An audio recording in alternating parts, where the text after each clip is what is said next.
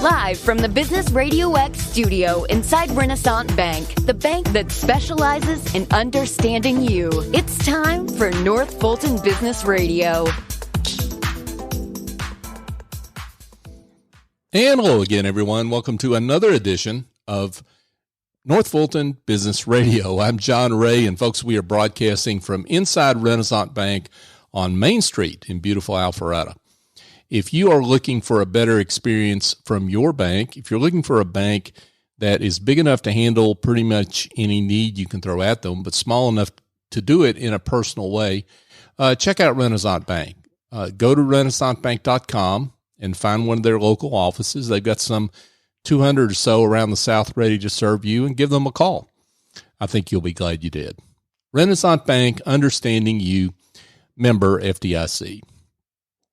And now I want to welcome Allie Neal. Allie is with Revved Up Kids. Allie, welcome. Hey, John. I'm so happy to be here today. I'm delighted to have you because you do great work, and we want to tell everyone about that. So let's give everyone an introduction to Revved Up Kids.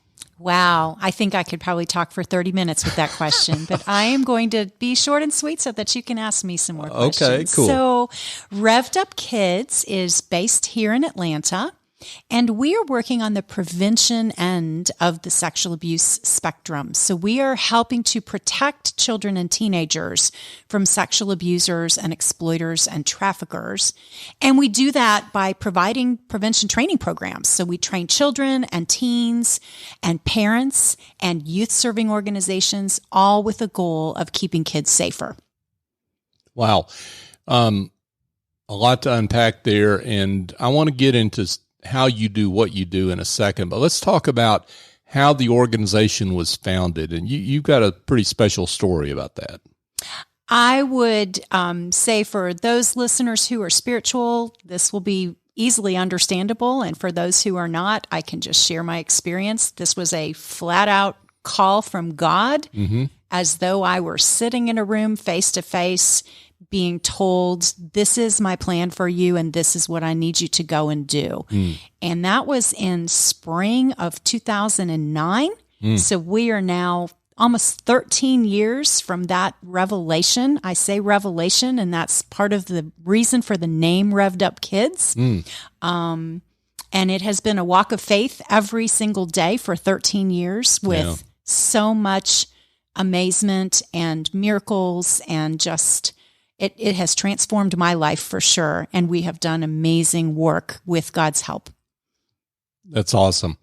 Now, let's talk about, I want to get to COVID in a second, because unfortunately we still have to talk about how the impact of that, but let's just talk about the training and how that works. Sure. So we, like I said, we train children and teens, and we train parents, and we train youth serving organizations. So those are kind of three separate areas of our training. We have more than 20 different training programs that we offer, and we are doing in-person training. I'll address some of our other stuff when we talk about COVID, but yes, we also offer virtual and video training now. Right. But the goal of the training for children and teenagers is to help them understand, who are these people? How do these people operate in my world? How do I know if somebody is safe or unsafe to me? And what am I supposed to do if I encounter somebody who is dangerous, who is trying to harm me?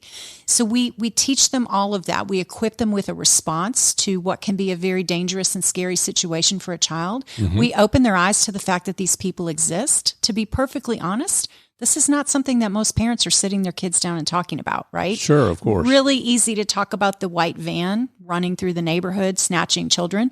Oh my gosh, don't go with the man that has the lost dog, and don't get in the white van. That's easy for parents. But when you have to talk about, wow, what if your next door neighbor tries to take pictures of you with no clothes on? I mean, this is scary, scary stuff for parents. Right. And therefore not something they want to talk about. So we are really working to make that an easy conversation. And then part of our training is to help parents open their eyes, talk to them about, hey, how are predators operating in my children's world? How would I know? What am I supposed to look for? What kind of rules can I put in place to keep my kids safer? And then we train youth serving organizations, and that's all about helping them be better protectors of the children under their purview. So let's widen out for just a second, Allie, and talk about the scope of the problem. The prevalence of this problem. Mm-hmm. Way more prevalent than anybody knows. It's actually been called the biggest health risk that children face. In Georgia, 14% of adults were victims of childhood sexual abuse. I can parallel it. I have a really interesting statistic that I can parallel it with. In the United States, we have about 15.5 million survivors of cancer. Mm-hmm. Okay. These are people who have battled cancer and have lived to tell about it. Amazing, right? Right. 15.5 million people. And all of us know at least one person who's battled cancer, right? Right. I've got 3 different people on my prayer list right now who are in the fight. So cancer is everywhere. 15.5 million survivors. In this country, we have between 30 and 40 million survivors of sexual abuse. Wow. So if you think about how many people do I know who've battled cancer and double that, that's probably the number of people you know who have battled sexual abuse. But guess what? We're not talking about it, are we? Right. That's not something that people are, sharing openly like they do cancer. Sure. So Sure. It is for stigma reasons or shame. Staggering, Right. enormous problem. When I talk to colleagues who are working in the addiction and recovery space, they say an enormously high percentage of the people that they are treating have experienced sexual abuse or assault. Right. And they're using those drugs. They're using alcohol as a way to numb the pain, to kind of cope with the trauma of that. So let's talk about some of the specifics of the programs, and to the point of, I guess, talking about it. Let's talk about the parents first. How do you respond to the parent who wants to keep their child safe, but they also want to keep the child a child, right? I mean, and not expose them too early to all the dangers of the world, if you will, right? And that those are two understandable things that parents deal with, that they have to weigh the pros and cons of all that, right? How do you talk to the parents about that? So I would say understandable, but not necessarily in contradiction to each other. What I find is the parents are way more afraid of this than the kids are. So we're really good at teaching personal safety. Think about it. Put your seatbelt on, put your helmet on, lock the doors, do this, right? We're constantly doing personal safety with our kids. Why can't we get comfortable with that kind of a conversation about sexual abuse, right? Remember, nobody's allowed to touch your privates. If anybody does, I need to know about it. Remember, when you go to the sleepover, nobody should be in the bathroom with you. Nobody should see you with your clothes off, right? Stay with your friend. Just the little easy safety rules that parents can have that normalize this dialogue so that if something bad were to happen, the kid is going to know, hey, I need to go tell mom or dad about that, right? Right. The problem is the adults are largely so terrified of this that they never talk about it. Then you see the story on the news, and then you sit your kids down in this alarmist fashion. We have to talk about this. Don't, and the kids are rightly scared about it, right? Right. So our whole goal is, let's just incorporate this type of personal safety into everything that we're doing around safety in our family. Let's just have this be part of the dialogue. Good words from Allie Neal, folks. Allie Neal is the founder, co-founder. We need to shout out David while we're here, right? David's a co-founder, yes. David is Allie's husband. Allie is co-founder, along with her husband, David, of Revved Up Kids. So let's talk a little bit about the programs that you have for children and teens, and that looks a little different depending on age, right? Definitely. And frankly, they have very different safety risks. So we're training kids as young as kindergarten, and we're training boys and girls through high school age. We're training college age young women. And the training does look different depending on the group because we take into account what are their true safety risks, right? And what are they ready to handle in terms of the language that we're using? We can have a much more frank discussion with middle schoolers than we can with second graders. So we're couching the language, we're changing the tone, we're changing the discussion, but all of our training is let's understand who these people are. Let's debunk this idea that it's a stranger because it's not, right? Right. Let's talk about what we can do every single day to be safer. And that's a lot about, did you know that your instinct, your gut is an incredible safety tool? Did you know that? And teaching the children to really feel that and listen to it, and teaching the parents to help the kids honor instinct. So it's about that. It's about maintaining strong personal boundaries and feeling okay and knowing that you've got permission to stand up for yourself if your personal boundaries are being violated. If somebody is trying to touch you, if somebody's making you feel scared or threatened, you have the right to say no to them, and you have the right to stand up for yourself. And a lot of times, if it's an authority figure, kids don't feel like they do. Right? They feel like they have to take it. They feel like they have to obey. So we're trying to flip that script with the kids and say, no. If you feel scared or threatened, you don't have to obey. You get to say no, and you get to run away, right? Sure. With the olders, we have to start thinking about their online worlds. Those are incredibly dangerous places for children and teens. Sure. And unfortunately, it's younger and younger kids, right? Because parents are handing technology to toddlers. So that's a really, really scary shift. And it's just given predators very easy access to our kids. So we have to incorporate that into the conversation with the older kids. With teen girls, we've got to incorporate relationship abuse. We've got to incorporate acquaintance rape, things that happen to teen girls. So we really are focused on, at each age, what is the, what are these safety risks? How are predators going to approach these kids, and what are they going to do? And then what is the response we want to teach the kids? And oh, by the way, we do roll in self-defense. We feel like that's empowering. We feel like it's helpful. We've had participants circle back to us to say, I used my self-defense to get away. Oh, wow. And that is very affirming. Yeah. To give them that power, to show them that, yes, you can actually injure somebody to get them to let go of you so you can run.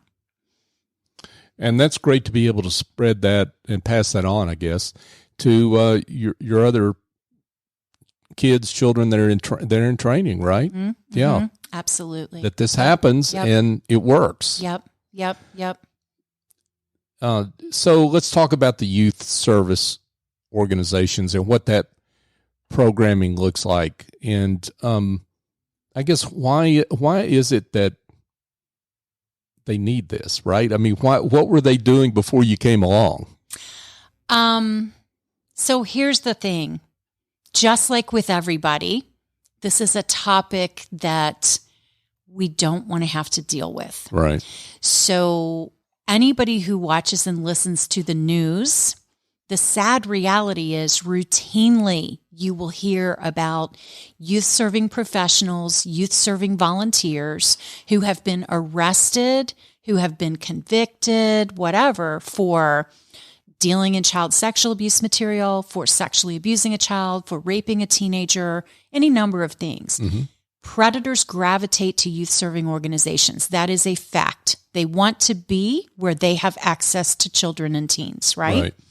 So the organizations that are doing a really good job are the ones that are top to bottom on this issue, meaning at the very top level as an organization, our culture is focused on protecting these children all the time.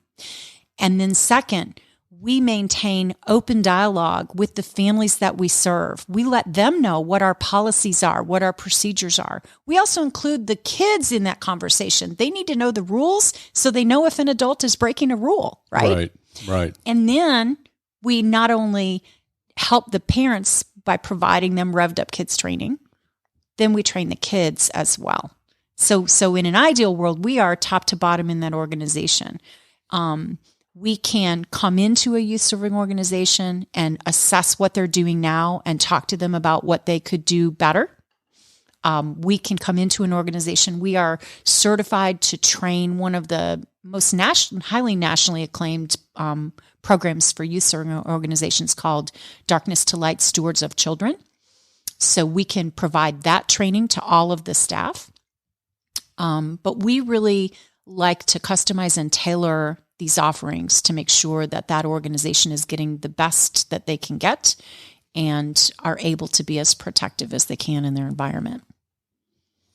I think what the theme here is one of the themes in terms of what you're talking about, Allie, is that silence is an enabler. Absolutely. That's perfect, John. That right? is perfect. Yes. Across the board. Yes. Whether it's parents, children, yes. Teens, or youth services organizations, which includes schools, by the way. So speaking of schools, you do a lot of your training in schools, right? So talk about schools and the other venues where you're training, where folks can find your training. So can I roll the COVID question into that? Bring it on. Yeah. I was trying to put that off, we're trying to get past COVID. I know, because I'm so hopeful. But over the past 2 years, I've been so hopeful, like 4 different times. Yeah. So, but you made a pivot. Yeah.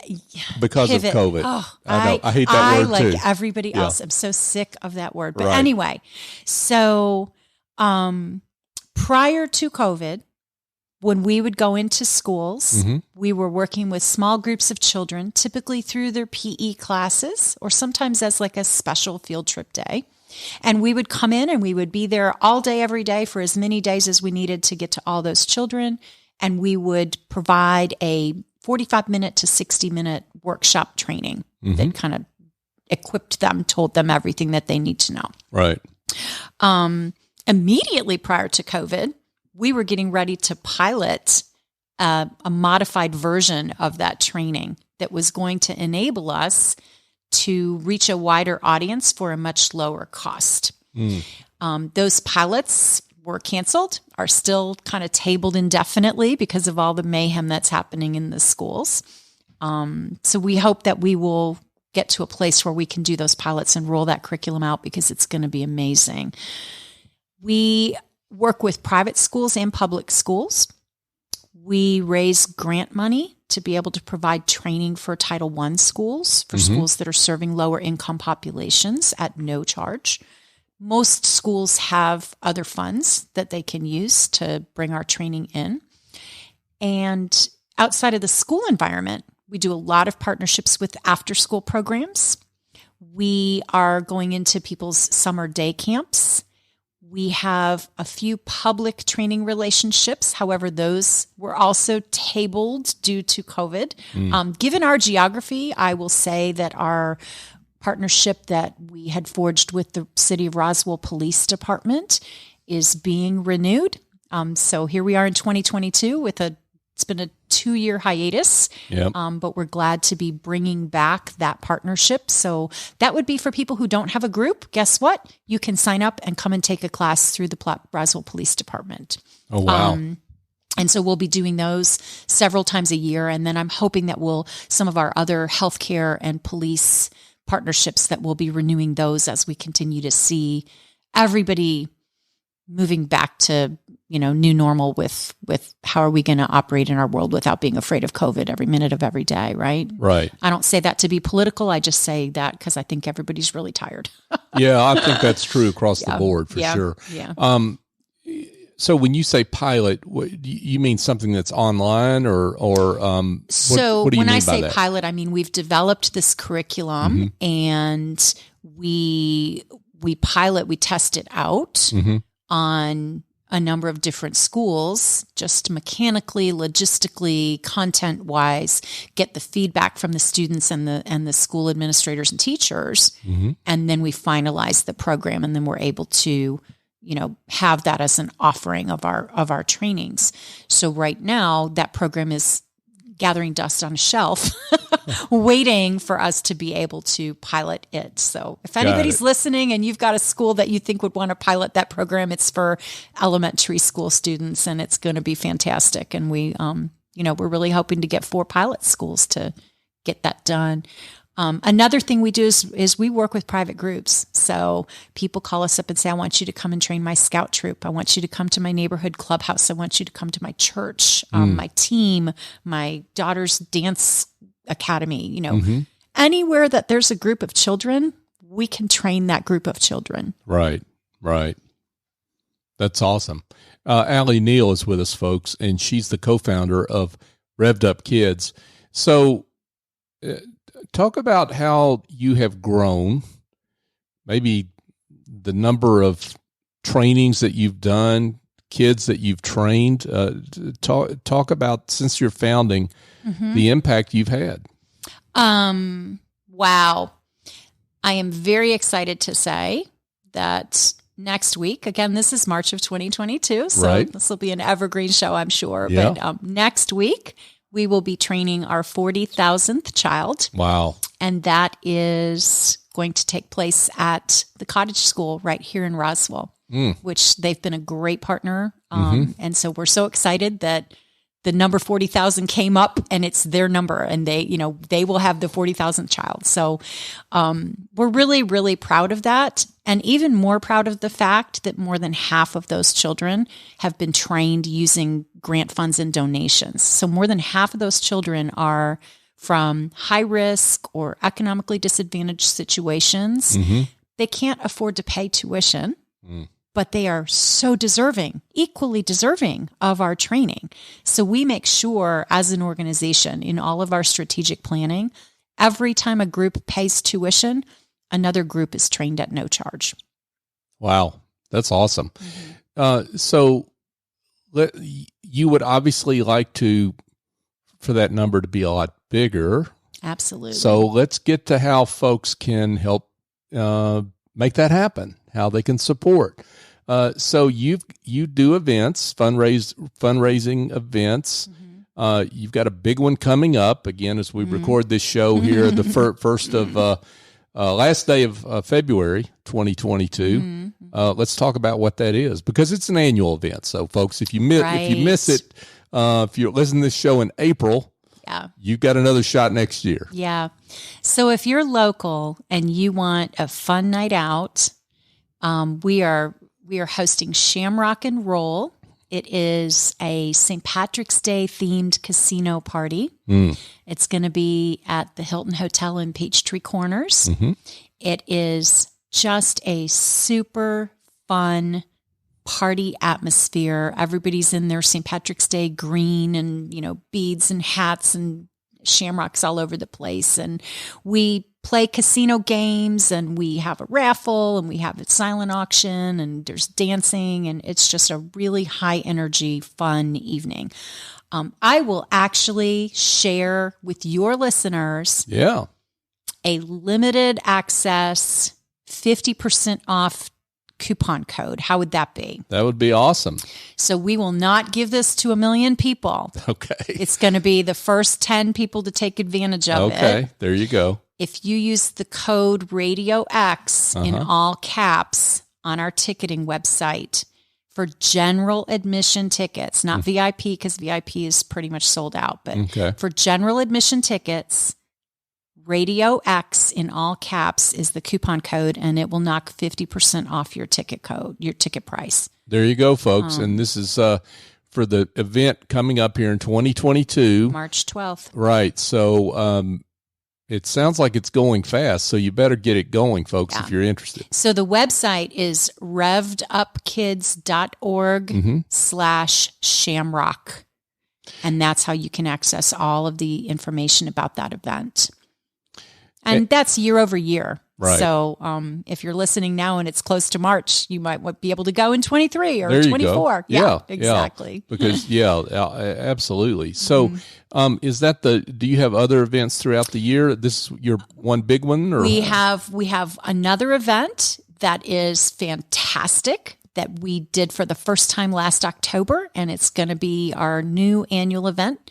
It's called The Big Show, and it is a talent competition. Mm-hmm. So we have adults and we have young people, and they are all showcasing their talent and vying to win cash prizes. So that'll be in October, and we typically announce that date in the springtime. And then talent can audition and be selected to participate in the show. So it was a blast when we did it in 2021 for the first time. It was so much fun. Yeah. And we cannot be more excited about making it bigger and better in 22. And you've got folks on there that, this sounds like amateur hour, but you got some really talented folks. It's amazing. That they kind of come out of their shell with talent that maybe you didn't know they had if you know them, right? Yeah. These are people, and some of them are even your business colleagues that performed. Right. They're fantastic. They're not people who are like going out on the circuit and getting paid, but they have amazing talent, and they're willing to share it with us to help us raise funds for the Revved Up Kids mission. So it's just so special. That's awesome. And of course, you're happy to take donations all the time. Right. That would be revvedupkids.org/donate. There you go. And we really, if you own a small business and you have been thinking about how you might give back to the community, I want you to give some thought to this mission, because I am telling you what, when you have employees who are struggling, when you have employees who are absent, when you have employees who are maybe showing signs of addiction, when you have people who don't show up for the interview, I have to tell you, a lot of that dysfunction is rooted in trauma. And if we can prevent the trauma, then we can help a lot of humanity to just be able to live fuller and better lives. And what could be a better place to put your charitable dollars than that, right? For sure. And something tells me that you're delighted to have people either individually or as a business or maybe as a faith organization sponsor events at maybe organizations or schools that otherwise wouldn't have these trainings, right? 100%. So if a company called up and said, I want to sponsor some training, they can give us geography, they can pick a school, they can pick an organization, and we will brand them all over that. That's awesome. That is awesome. Yeah. Allie, this has been great. I can't imagine at this point there aren't some folks that want to learn more. So let's give them directions on how they can find out more about Revved Up Kids. So our website is pretty comprehensive, revvedupkids.org. But also we are so happy to talk to anybody on the phone that wants to call us, 678-526-3335. And David and I are always elated to share our mission with anybody who has an interest.